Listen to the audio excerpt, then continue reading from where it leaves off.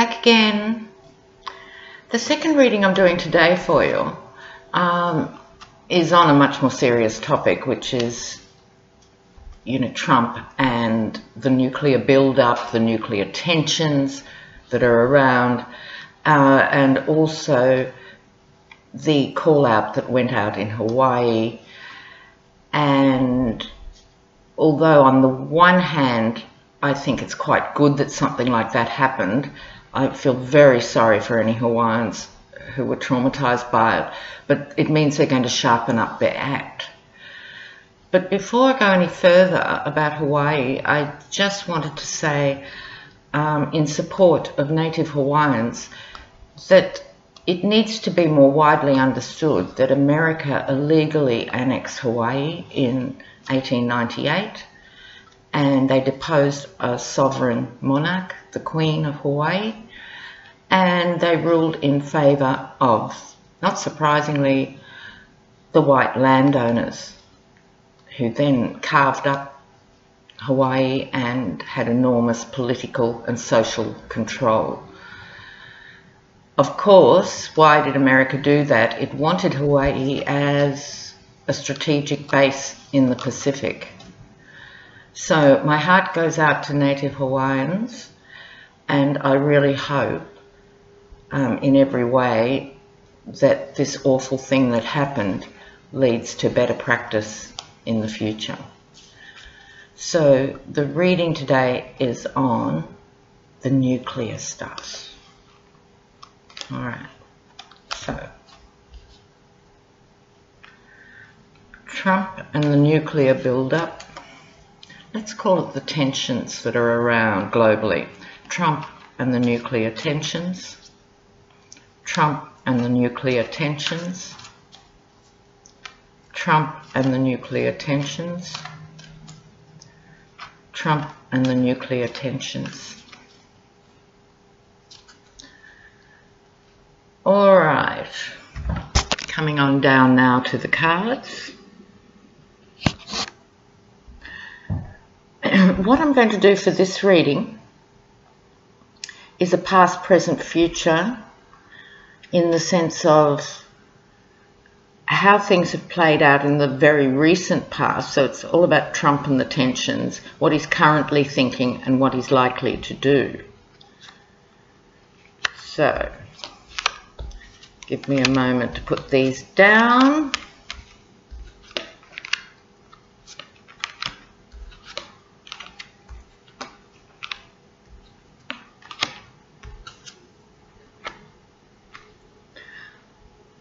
All right, let's see what the cards have to say about this.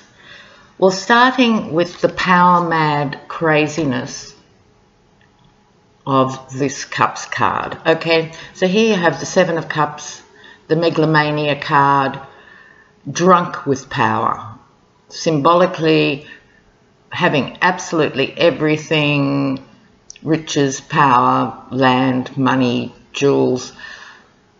And this figure here is really in awe of all that power. And this is the basic sense of self that Donald Trump brings to the table. I'm really smart, I'm really rich, I'm really powerful, I've got it all, therefore I can do anything I want. So I find this card a little bit disturbing in the key position here as his signifying card. So reading these from the bottom up, will I read them from the top down? Sorry about the muttering. I'll read them more conventionally. I had something else going on in my head, but I'll read them conventionally, which is top down. The blind decision. Now, to some extent, it's good that it's in the recent past because I'm sure he's due to make many more blind decisions. But this particular one, I think, represents his presidency altogether, that he was blind to not only the role, not only the responsibilities, but also the impacts of his decision. He is not well versed in understanding consequence of action in his life or in his business dealings or in the presidency. So again, there's the blindfold. This can be about making a decision, but I don't think that's so relevant in relation to this. I think it's more blindly going in, not really understanding his role. And as we've seen on so many occasions, he's convinced he's the Emperor of the United States. Okay. The Harvest card, or looking at what he's got.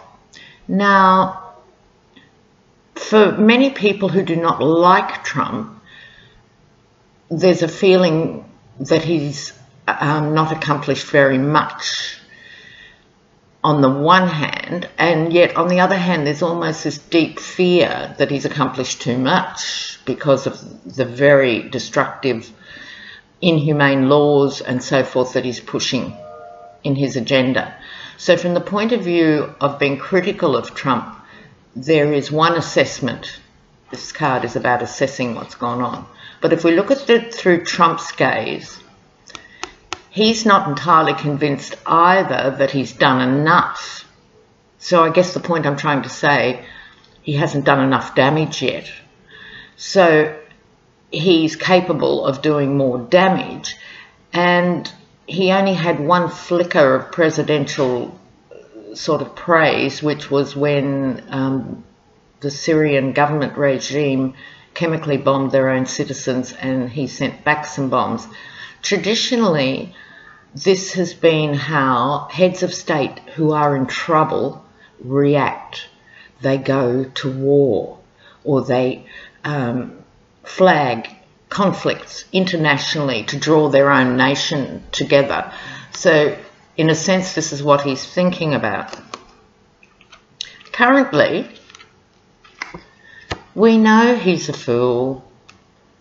There aren't enough words to describe how foolish this man is. He is capable of walking off the cliff. The problem is, if we're having a nuclear discussion, he's capable of taking other people off the cliff. So you'd have to be concerned, very concerned, about his, not only his mental state, but his capacity for judgment. And so far he's done nothing that would calm you in any way to think he's capable of rational judgment and weighing up of consequences. Does he even know what a nuclear arsenal does? You know, so in many ways he reminds me of Reagan. And I'll just take this moment to reflect. When Ronald Reagan got in, and he was more popular than Donald Trump because he was a famous movie star and stuff, he got in on something like 26% of the vote. 26, less than Trump. And he got in because half the population didn't vote. See, in Australia we have compulsory voting. And there's something to be said for that. So the people who don't vote tend to be the poor and the marginalised and so forth. So the Conservatives tend to marshal their people to the polls. So Reagan got in on a very tiny percentage. He also spent more money than any president in history to that point because he had this fantasy of the Star Wars program, which was this Hollywood idea of a missile shield in space. And that's the first time we in the world heard trillions being mentioned, the T word. We were struggling with the idea of billions in the 80s, and suddenly the debt and the cost of these things ran into trillions. He didn't get it, but he spent enormous sums of money fudging and pretending. And so I see a lot of this in Trump, who wants to really ramp up the nuclear arsenal. This isn't being demanded by the military. They're saying, look, we actually need to spend the money very wisely and so forth. So if you commission a complex nuclear missile system, it takes 10 to 15 years to come about. He'll be long gone. billions will be spent, if not the T word, trillions, and it'll be out of date by the time it happens. You know, so, I'll stop, sorry, back to the cards. Now, his signifying card was the megalomaniac, and the middle of this reading, coming up a lot too, is the figure that's very disturbed and very worried, staying up at night. It's hard to know with Trump whether he's worried about staying up at night because his presidency isn't going well or because he has this huge responsibility. I don't think it's either of those things. He's staying up at night, I think, enraged and embittered that he's not better understood and gets bigger crowds, and why don't they give me a military parade? You know, so regardless of what he is worried about, he is worried. Of course, the Mueller investigation underrides every waking moment and sometimes every sleeping moment. So we're still in his current column here. News for the king or the emperor, or news from the king or the emperor to the people.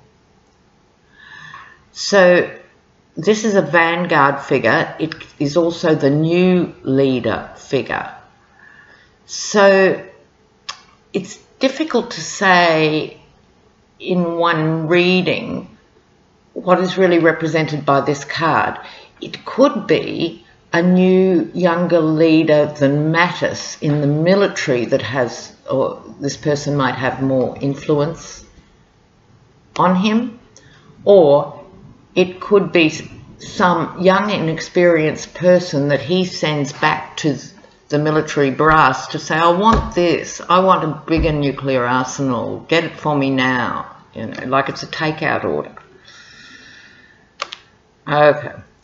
Short-term future, which is what we should all be looking at.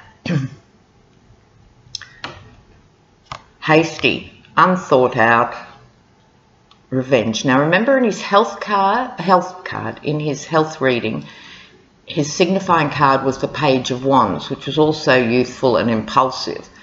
And this is a militarized version of that. This is the grown-up Donald, making hasty decisions, but also he's very vengeful, as we know, so taking hasty revenge. So up until now, it's been North Korea who's been provocative.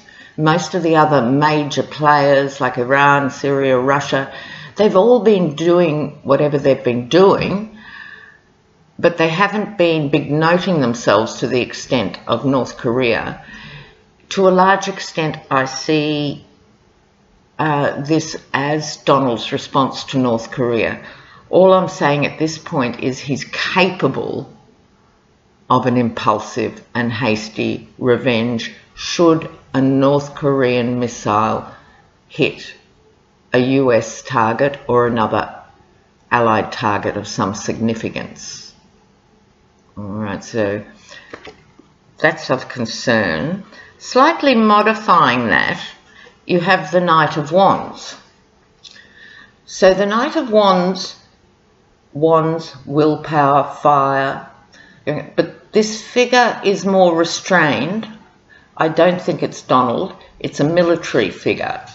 So I think it is either Mattis or combined with Kelly perhaps, or collectively the senior generals are offering advice, and that advice is caution. You see that the horse is slightly being pulled back.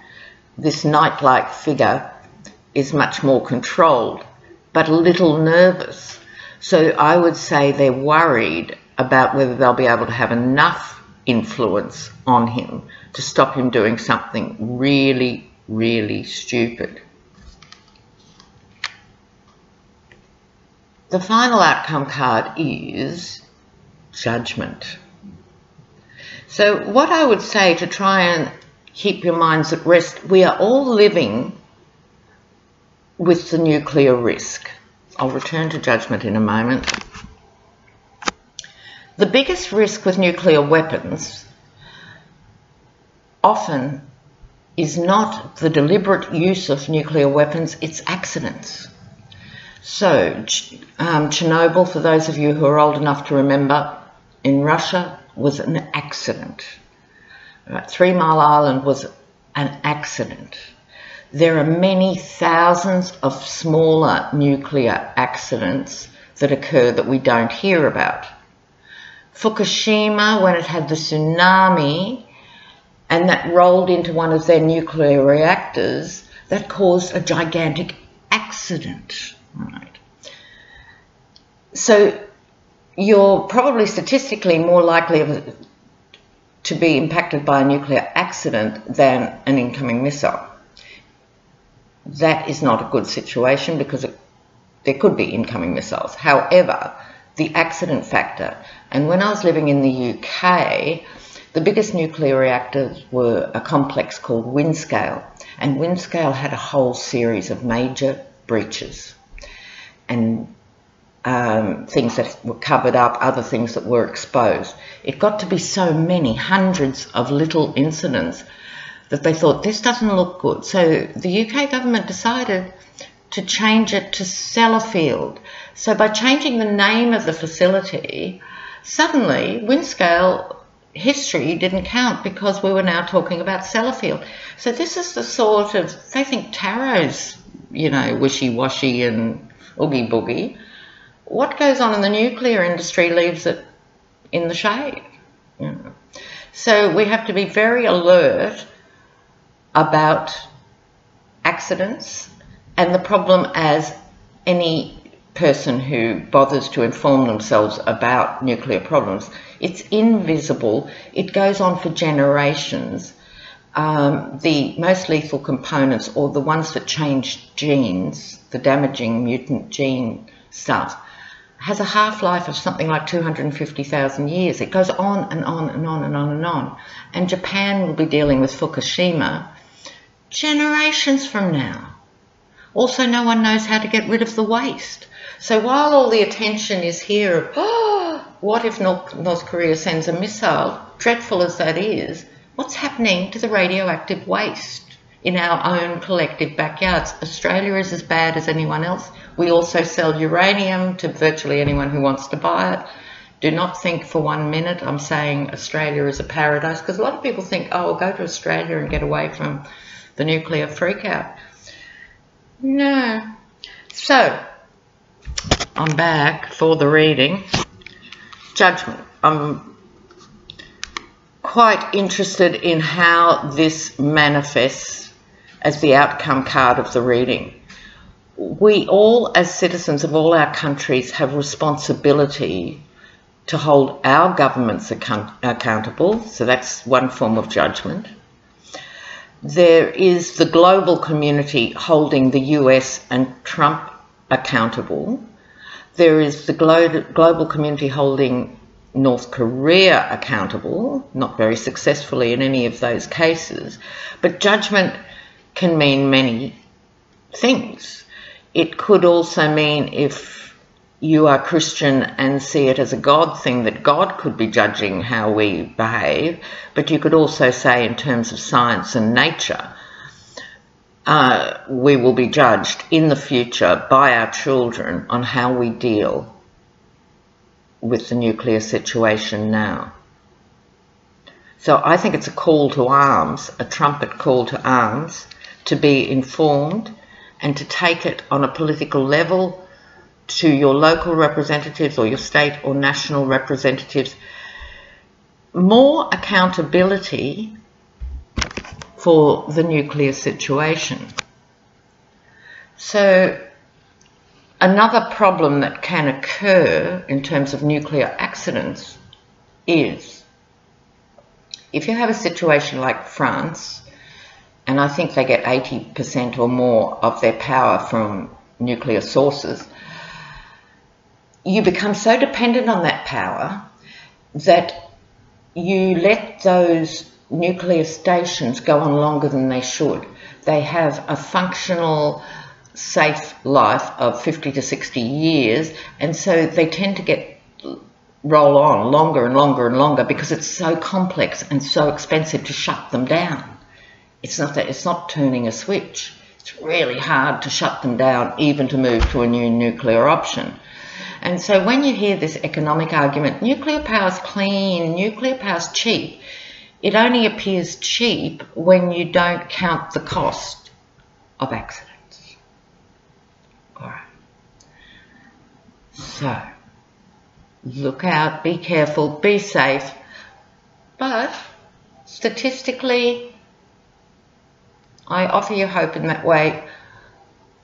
It's not necessarily going to be a missile, although it could be, but the missile warning systems hopefully will be much more efficient than they are.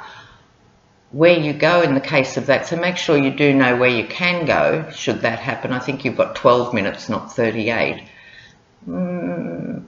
All right, so I love you all a lot. Stay safe and start thinking about your community. Okay, all the best.